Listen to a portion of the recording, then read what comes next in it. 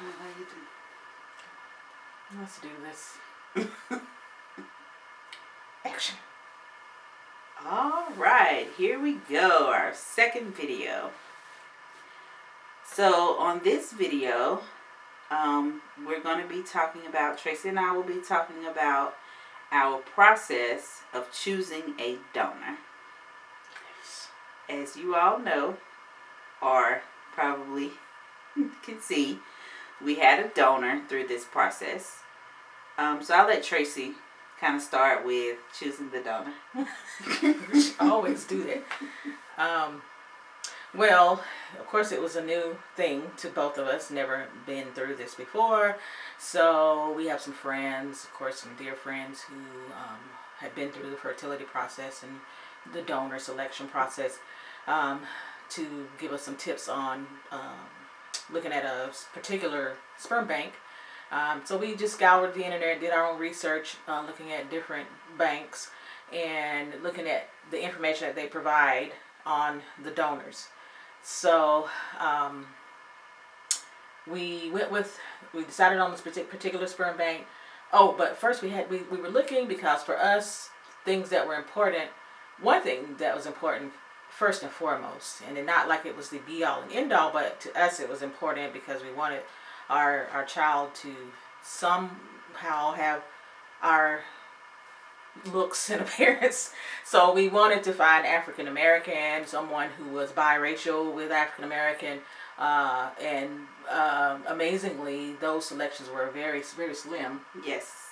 Didn't see too many donors of African American ancestry in there alone. So that helped us, got us to a particular bank that seemed to have more of a selection. And by more of a selection, we mean like 3 or 4. 3 maybe. Which is okay, you know. So men, stop giving out your sperm for free.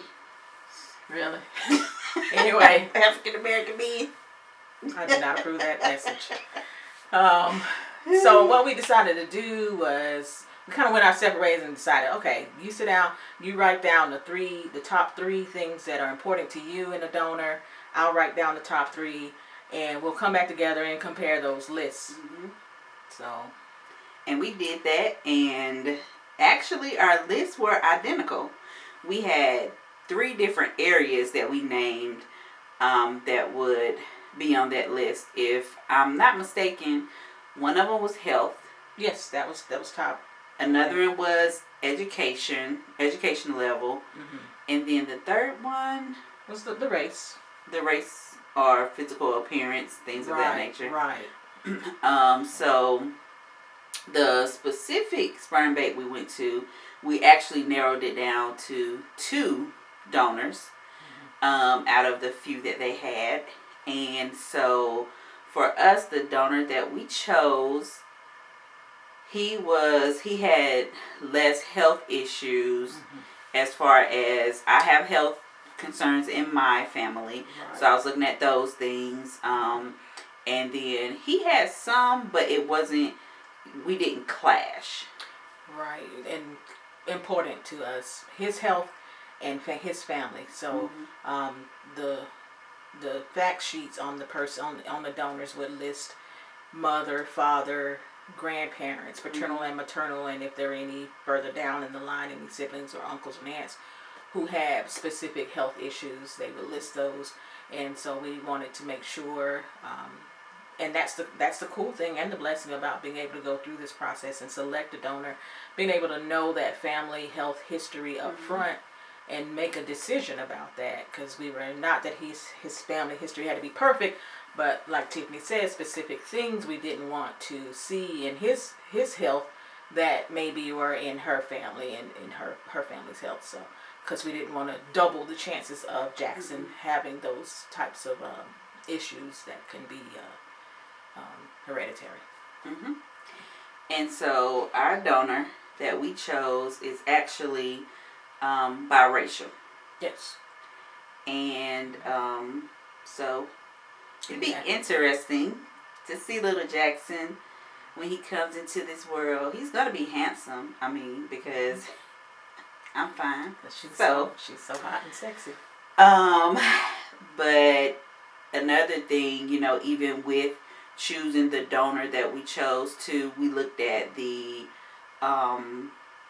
African American part of it. We looked at the Native American part because Tracy has some Native American in her family, so I think every black person thinks they do, but but she really does have Native American in her family, and also in the donor's family there's some German and British.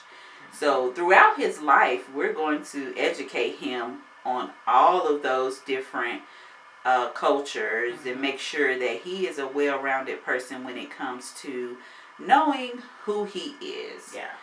Because we do have that information to know his background and his culture. So. Yeah. And so that's how we ended up with our donor, and we just wanted to share that briefly with you for those who maybe don't even realize the things that you endure or the opportunities you get by going through with a fertility assistance during trying to build your family. So to end our wrap up our session today, we're trying to keep them brief so people will watch. Tiffany, how have you felt this past week? How's pregnancy been for you and Jaxon? Well, it's been great. Some aches and pains, and it's like, okay, Jaxon, you can stop kicking so hard. He's doing his exercise. Yes. His mom tells him every morning to do his exercises. That's right. And he actually listens to that part. Some other things he does not listen to.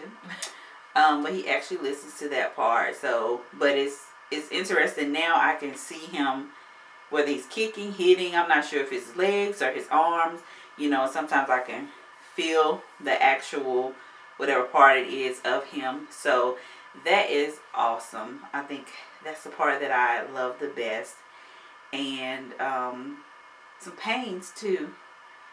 It's like, whoo, am I getting ready to go into labor? I've never been in labor, so I don't know how it feels, but it's a lot of stuff that's hurting, but they say that that's normal when you come back around to the third trimester.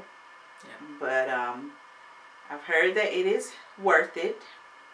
If you have any suggestions on anything to deal with pain, please let me know. Oh, well. Well, we certainly thank you guys for taking the time to listen to us and chat with us.